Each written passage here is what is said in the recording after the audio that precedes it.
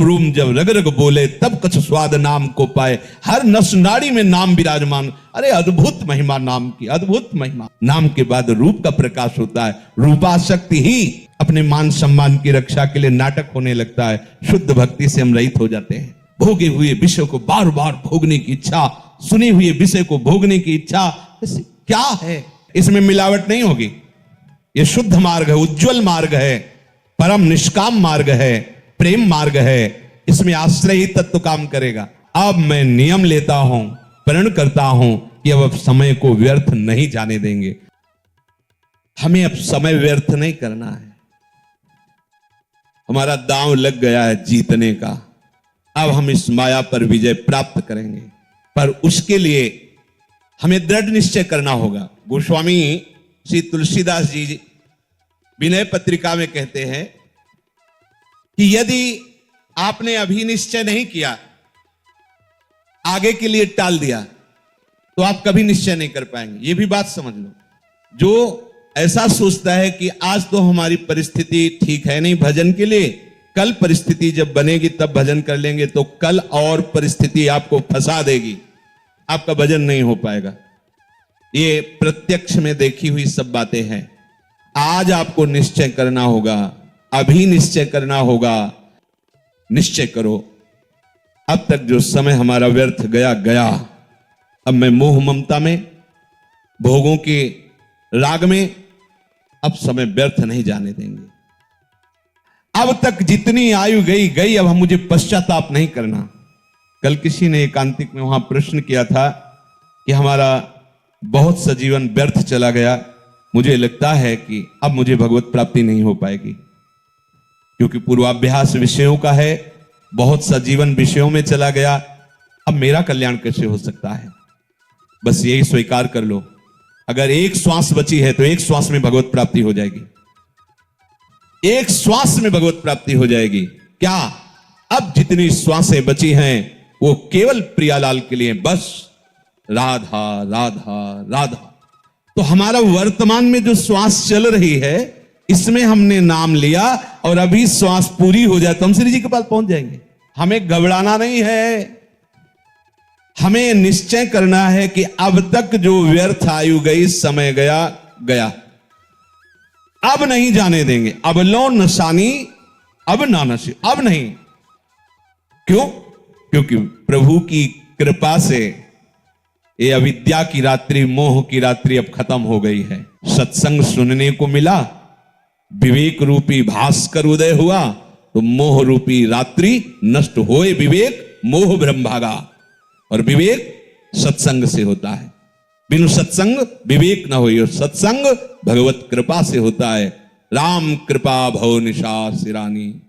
अब हमारी जो माया की रात्रि में, मोह निद्रा में मैं सो रहा था, भगवत कृपा से इस प्राप्त सत्संग में विवेक का जागरण हुआ और मैं जान गया हूं। अब पुनः बिस्तर नहीं लगाऊंगा, अब मोह में नहीं सोऊंगा, अब किसी भोग को सुख बुद्धि से भोगूंगा नहीं, अब किसी से राग द्वेष नहीं करूंगा, अब एक क्षण भी भजन के बिना व्यर्थ नहीं जाने दूंगा।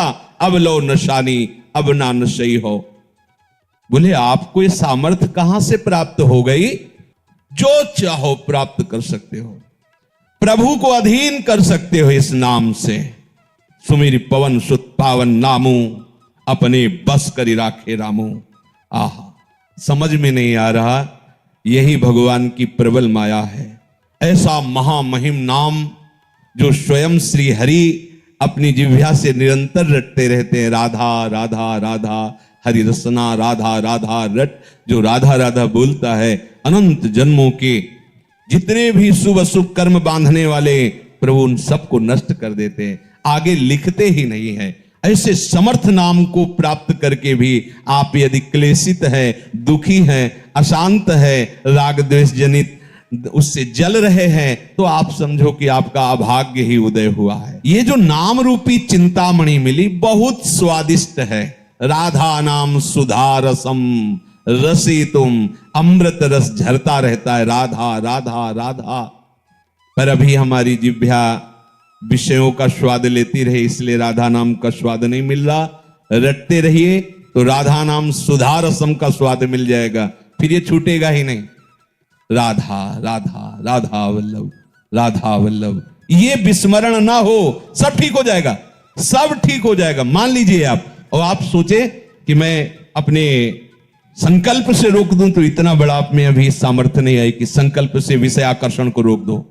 रसबल छूटे जो विषय, तब ही तो सुख होए। जब नाम रस आ जाएगा, राधा नाम सुधा रसम, ये सब आपको ऐसे बमनवत दिखाई देने लगेगा।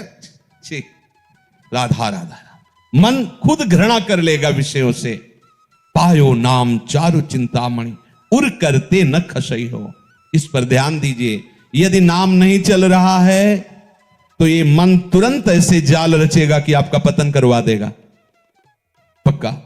इसीलिए कहा हनुमंत विपत्ति प्रभु सोई, जब तो सुमिरन भजन न होई।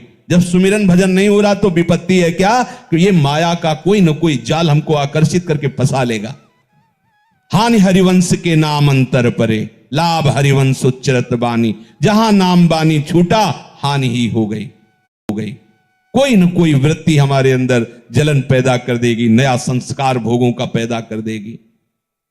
श्याम रूप सुचि रुचिर कसौटी, चित कंचन ही कसई हो, अब लो नशानी अब नान सही हो। कह रहे हैं ये जब भगवान नाम का निरंतर जब चलने लगता है तो प्रभु का रूप प्रकाशित हो जाता है।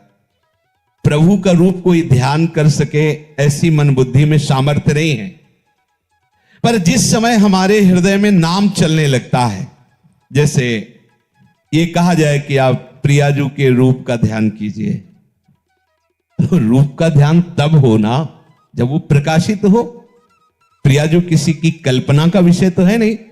प्यारोढ़ क्षमते नहीं अच्छी सुखा दिए नाम तु ध्यानगम, और प्रभु के लिए भी कहा गया है, श्याम सुंदर के लिए भी। यो ब्रह्मरुद्र शुक नारद भीष्म मुख्य रालक्षितो न सहसा पुरुषस्य तस्य, इन बड़े बड़े महापुरुषों के लिए कह दिया गया। मुनिमन ध्यान धरत नहीं पावत, बड़े बड़े मुनिजन प्रभु श्री हरि का ध्यान धरना चाहते, पर वो पूर्ण रूप से हृदय में उनका ध्यान नहीं लगा पाते।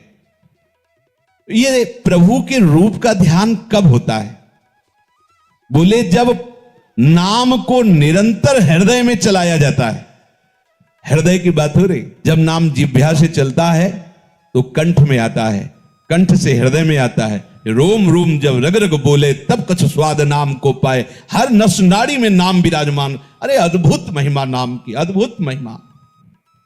नाम जो रूप है सच्चिदानंद में, वो आपकी कल्पना नहीं है, वो साक्षात झलकने लगता है, झलकने ये केवल नाम की सामर्थ्य से। इसलिए बड़े बड़े महापुरुषों को देखा है, पहले नाम, नाम के बाद रूप, नाम के बाद रूप का प्रकाश होता है। रूपाशक्ति ही लीला में प्रवेश करती।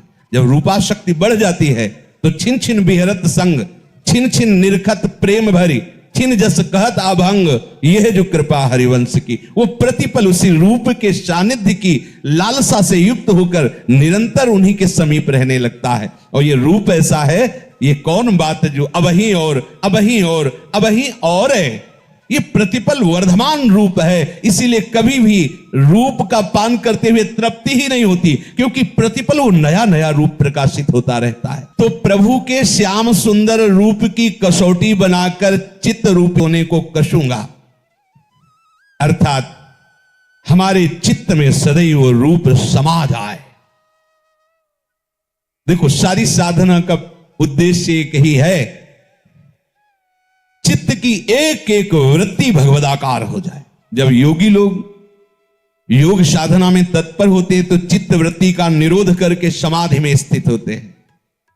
भक्तजन प्रभु के नाम गुणगान के बल पर अपने चित्त की एक एक वृत्ति का भगवदाकार स्वरूप प्रकाशित कर देते हैं। मुरारी पादार्पित चित्त वृत्ति, एक एक वृत्ति भगवदाकार। समझिए हमारी उपासना का स्वरूप क्या है। हम तभी मानेंगे कि ये खरा सोना है जब कसौटी पर कस लिया जाता है, तो हमारे चित्त का परिवर्तन हो गया है। इसकी कसौटी क्या है? हमारे आराध्य देव का रूप हमारे चित्त में समा जाए। श्याम रूप सुचि रुचिर कसौटी, चित कंचन ही कसई हो, अब लो नशानी अब ना नशई हो। ये प्रिया प्रीतम का ऐसा रूप है कि जो इस रूप के रसिक हो गए उनको ज्ञान वैराग्य धारण नहीं करना होता। पिय मूर्ति नयनन बसे तेहि रस रहे समाय, ये लक्षण सुनि प्रेम के और न कछु सुहाय, और न कछु सुहाय। फिरे अपने मदमातो कुटुंब देह ते जाए, छूट सब ही विधि नातो। ऐसा बावरापन चढ़ता है, उस बावरेपन का जो वैराग्य होता है वही प्रशंसनीय होता है। जैसे हम कोई वस्तु का त्याग करते हैं तो त्याग का राग रहता है अंदर, तो अहम रहता है। तुम क्या समझते हो मैं आज एक एक रोटी मांग कर उधर पोषण करता हूं, पर कल जमींदार था। त्याग का राग अंदर बैठा हुआ है। ये सुना है हमने। पास में एक संत रहते थे, वो धनी घर से थे, तो किसी संत से उनका कुछ ऐसा मनमुटाव हो गया, तो कहा तू क्या समझता है, तेरे जैसे नौकर थे मेरे घर में, तेरे जैसे नौकर थे मेरे घर में, ये तो भगवत प्राप्ति के लिए बाबा जी होना, तुम ऐसा वैसा समझते हो। क्या हो गया, बाहरी विषयों का त्याग होने पर भी अंतर में जो विषय का त्याग का राग है, अहम है, वो भगवत प्रेम नहीं होने देगा। खास बात है अंतर से विषय राग का त्याग, चाहे वो ज्ञान मार्ग हो चाहे वो प्रेम मार्ग हो। अगर हमारा किसी भी वस्तु व्यक्ति स्थान का राग अंदर है तो आप ना ज्ञानी हैं, ना आप वैरागी हैं, ना आप प्रेमी हैं।